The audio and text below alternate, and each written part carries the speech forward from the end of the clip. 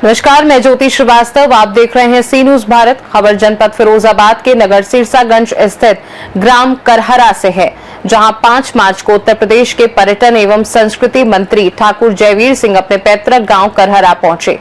इस दौरान उन्होंने सामोर बाबा धाम में पहुंचकर ग्रामीणों से मुलाकात की और होली के पारंपरिक गीत गाने वाले बुजुर्गों की सराहना की।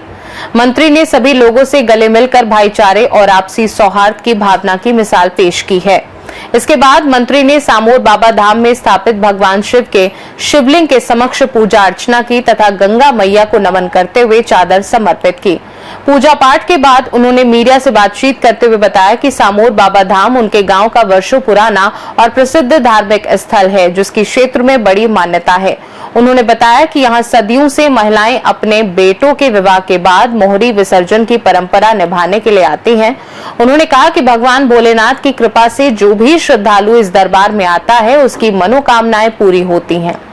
मंत्री ने आगे कहा कि इस धार्मिक स्थल को और आकर्षक बनाने के लिए उत्तर प्रदेश सरकार द्वारा सराहनीय कार्य किए गए हैं। मंदिर का जीर्णोद्धार कराया गया है और इसे पर्यटन स्थल के रूप में विकसित करने का प्रयास किया जा रहा है। इस अवसर पर कार्यक्रम को सफल बनाने के लिए पर्यटन एवं संस्कृति मंत्री ठाकुर जयवीर सिंह, जिलाध्यक्ष उदय प्रताप सिंह, अतुल प्रताप सिंह सहित भाजपा के कई कार्यकर्ता, गणमान्य व्यक्ति और बड़ी संख्या में ग्रामीण उपस्थित रहे।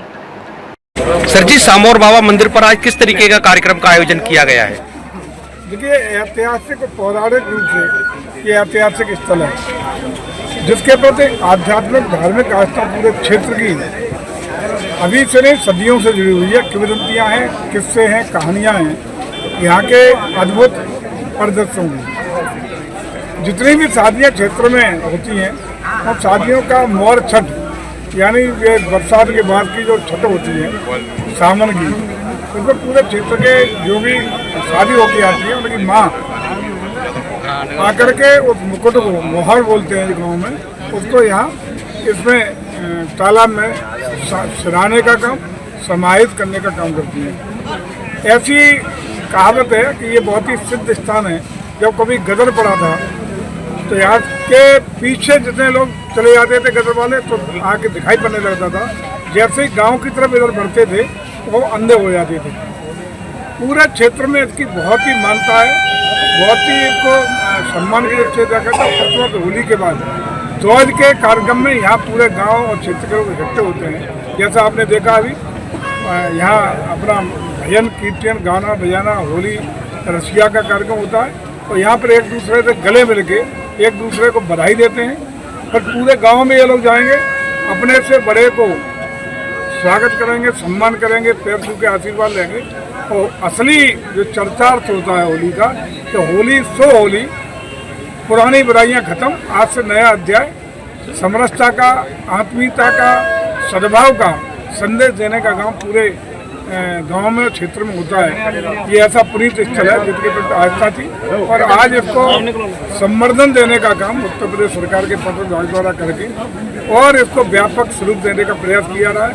इस बार यहाँ 5 तारीख से लेकर 11 तक का एक बड़ा आयोजन है, जिसमें सरकारी स्तर पर और गैर सरकारी स्तर पर तमाम बड़े बड़े कलाकारों के द्वारा सांस्कृतिक आयोजन प्रस्तावित है। आज इसकी शुरुआत कल हमारे आगरा मंडल के आयुक्त और डीएम एसपी से तमाम अधिकारी शुभारंभ करेंगे।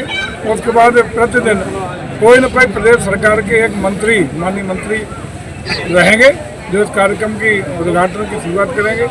बड़े बड़े राष्ट्रीय स्तर के, विश्व स्तर के कलाकारों के द्वारा प्रस्तुतियाँ दे करके इस धार्मिक आयोजन को पूरे क्षेत्र के लिए बहुत ही भव्य दिव्य अलौकिक बनाने का प्रयास किया है। Thank you sir.